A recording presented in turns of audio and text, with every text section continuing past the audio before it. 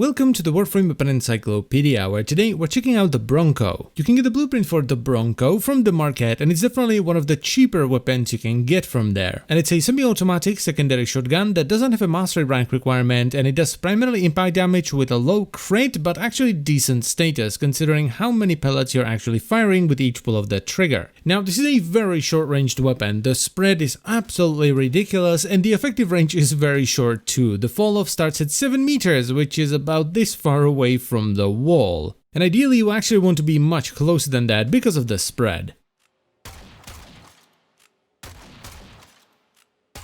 Now, since this doesn't have a mastery rank requirement, you can basically get it as soon as you manage to get all the resources together, so you're just gonna use whatever you have on hand to begin with. Though if you can get your hands on the Dizzying Rounds augment, which is exclusive to the Bronco, I would highly recommend you get it, because it gives you a ton of status and it gives you a stun that opens enemies up to finishers. And something like this is what you will most likely use throughout the star chart, though granted in this footage I do have a potato on the weapon, so I do have more mod capacity than most people will probably have. And you know what? For what it is, it's actually not too bad. If you like short range bursty shotguns, this might actually be very nice for you to begin with. And this is where most people will most likely stop with the Bronco, because there is really no reason to invest anything into it. You will probably just level it up to get the mastery and then turn it into the AC Bronco and level that up for the mastery as well. But I am not most people, so here is a more advanced setup for the Bronco Prime, where we actually invest some forma and we lean far more into status. You could actually go even further than this and invest more forma and then run hemorrhage with viral, so you have viral and slash, which would actually scale pretty well.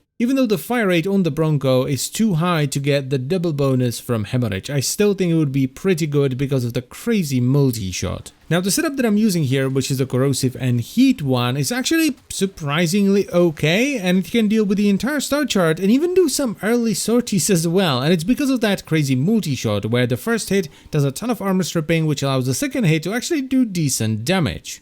This weapon is actually surprisingly good. For an early game weapon that doesn't have a mastery rank requirement and is not expensive, it's actually not too bad. Yes, the damage distribution is terrible, doing primarily impact is not great unless you do want to take advantage of hemorrhage. The magazine size is awful, having 2 rounds in the magazine just doesn't feel great, even though the reload time is very short, it's only 1 second. And the effective range on the Bronco is just laughable. There are melee weapons that have better effective range than this. But it's actually not too bad for what it is, so if you're a newer player, I would definitely recommend you give it a shot. And that is pretty much all I wanted to say, so I thank you very much for watching. As always guys, I hope you've enjoyed the video and it was helpful, and I will see you next time. Bye bye.